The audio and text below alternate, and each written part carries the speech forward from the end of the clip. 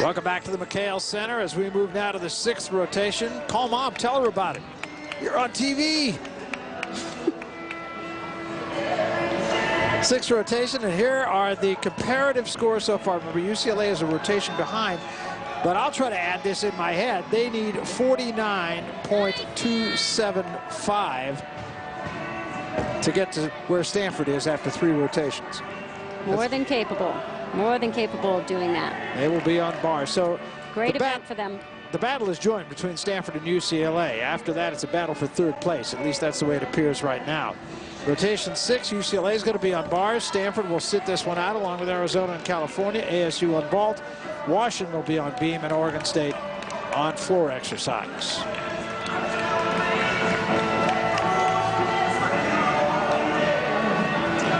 So UCLA, and this is a very good event for them, and we'll get a chance to see Jamie Dancher in this event for UCLA, and normally one of their best gymnasts, but today limited to 1 event. They have been resting her throughout the season. She just started competing a few weeks ago on a few of the events. She has bad ankles just from years and years of gymnastics. She competed floor, though. Last competition landed a little bit short on a very difficult move, and so they're just resting, getting her ready for regionals and nationals, where they will really need her. Valerie Condos Field has done an unbelievable job at UCLA, and of course the aura of the great coaches at UCLA is very much a part of things at Pauley Pavilion, where UCLA gymnasts hold forth, and John Wooden, of course, over everyone. Coach Wooden is a huge influence with us daily. We talk about him daily. We meet with him multiple times during the year, and the girls have had him over for dinner individually, and they go out to see him. He is the base for everything that we believe in. At age 91, I believe Coach Wooden is now, and still the sage that he was. Basketball is full of him. I had a chance to spend quite a lot of time with Pete Newell, who in '88 has everything going for him too. I want to be like him when I'm 88. And everything he says, it translates into sports, into life, into any sport, certainly gymnastics, and into life. This is a very strong event for UCLA, ranked #1 in the country. Good difficulty, as they do on all their events. They're just a packed team. They just have to do their job. They have to hit. So the freshman Lori Wynn leading things off for UCLA.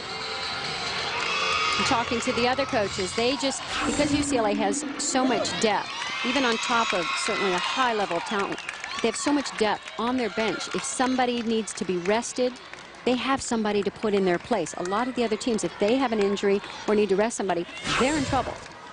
They don't have someone to fill that spot. Well, they've won this championship, these Pac-10 championships, 11 times. It's truly remarkable. 11 times since 1987. Pretty dominant. They've had 52 individual champions. The last 7 Pac-10 all-around champions have been UCLA Bruins.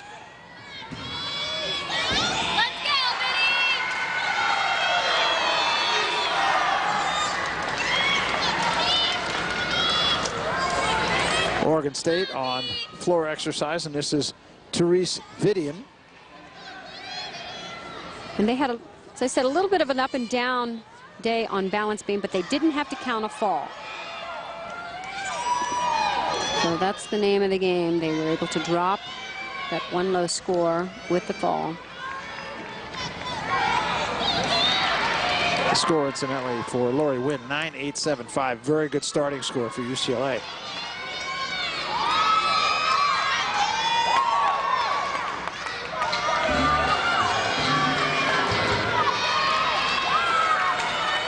Oops, a little problem with the music. That's the second time I've heard that happen tonight. Not sure if there's a problem with the equipment or what. Try it all over again.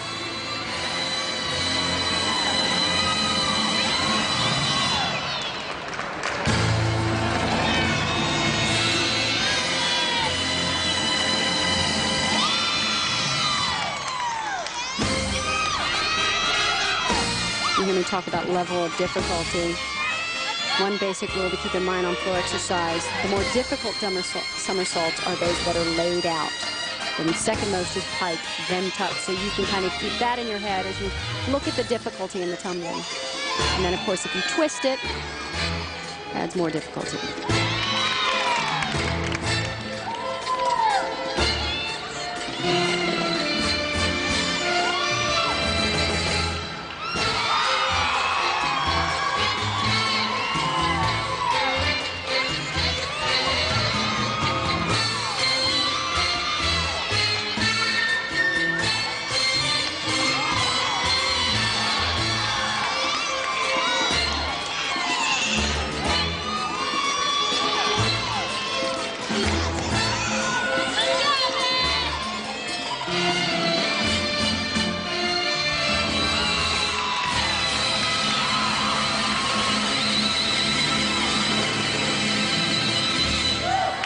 Therese Vidian of Oregon State.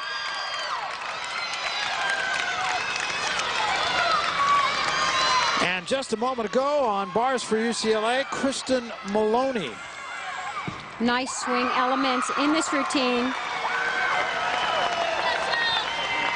And as all the UCLA gymnasts have, good difficulty in the routine, good technique.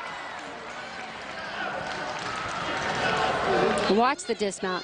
Very nicely done. Full twisting double back. Boy, it must put a smile on the coaches' faces every time she competes, thinking that it possibly was never going to happen. And Kristen Maloney, a 9.9. So really setting the tone. The first two on bars, Lori Wynn and Kristen Maloney, 9.875 for Wynn, 9.9 for Maloney, and now Yvonne Tusek. Boy, just back-to-back strong routines. Little leg separation there. Sometimes that's hard for the judges to see, who sit exactly to the side of the apparatus. Yep, separation there again. But as I said, from the side, sometimes that's masked a little bit and you can't see it. What they're looking for, double layout, nicely done. Good landing. So Yvonne Tusek, and we'll wait for her score.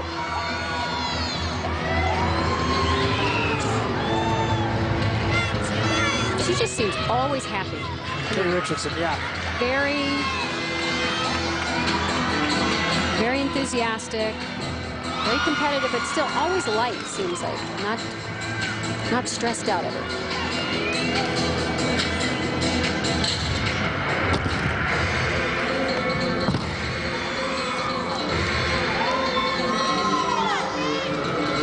Good combination, full pirouette into reverse act. 9.9 for Yvonne Tusek.